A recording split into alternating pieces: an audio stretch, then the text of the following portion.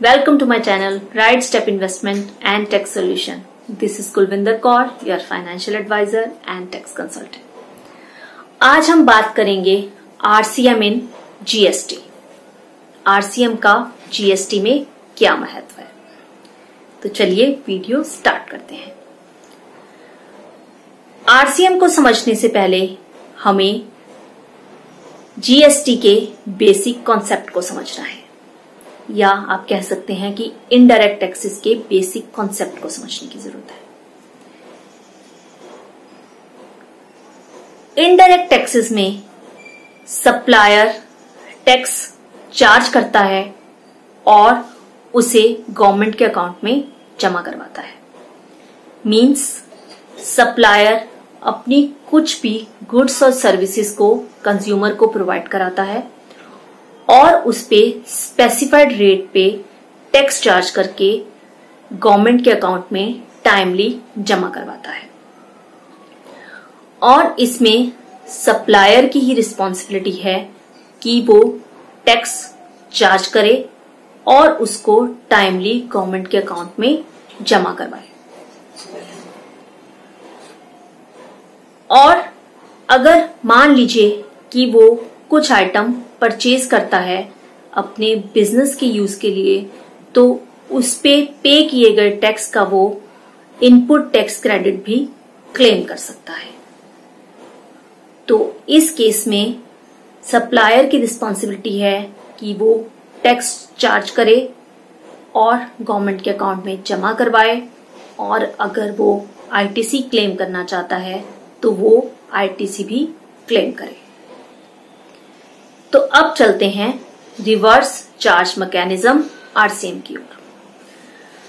RCM in GST.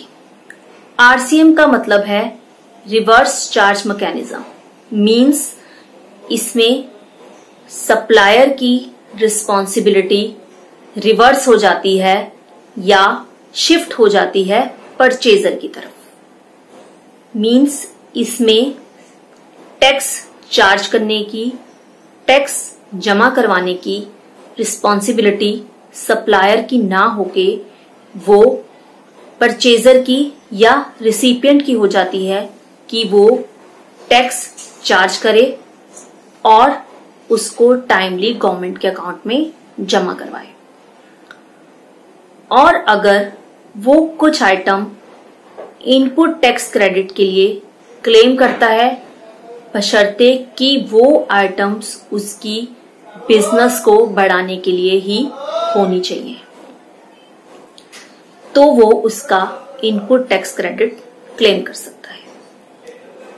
तो इसमें जो दो मेन पॉइंट हैं आरसीएम में कि सप्लायर की रिस्पॉन्सिबिलिटी ना होकर रिसिपिएंट की रिस्पॉन्सिबिलिटी है टैक्स जमा करवाने की, और जो इनपुट टैक्स क्रेडिट क्लेम करना चाहे वो भी रिसिपिएंट ही इनपुट टैक्स क्रेडिट क्लेम करेगा, ना कि सप्लायर।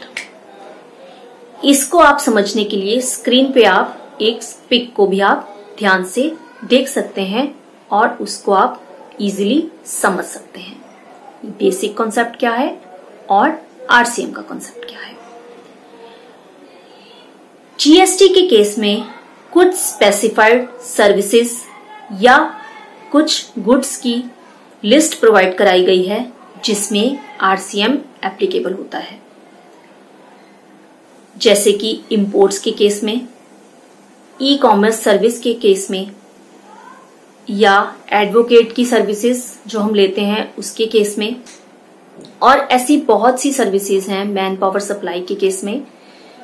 100% आरसीएम के साथ यह सर्विसेज प्रोवाइड कराई गई हैं और इसमें रिसिपिएंट की रिस्पॉन्सिबिलिटी है कि वो टैक्स गवर्नमेंट के अकाउंट में जमा करवाए।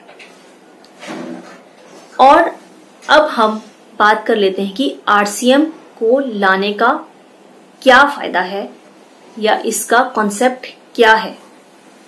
तो इसमें बेसिकली जो आरसीएम को इंट्रोड्यूस करने का कॉन्सेप्ट यह है कि कुछ ऐसी सप्लाईज या गुड्स हैं सर्विसेज हैं जिसे गवर्नमेंट ने टैक्स के दायरे से बाहर रखा है, और बट उसे इनडायरेक्ट केस की फॉर्म में रिसिपिएंट की रिस्पॉन्सिबिलिटी है कि वो टैक्स को गवर्नमेंट के अकाउंट में जमा करवाए।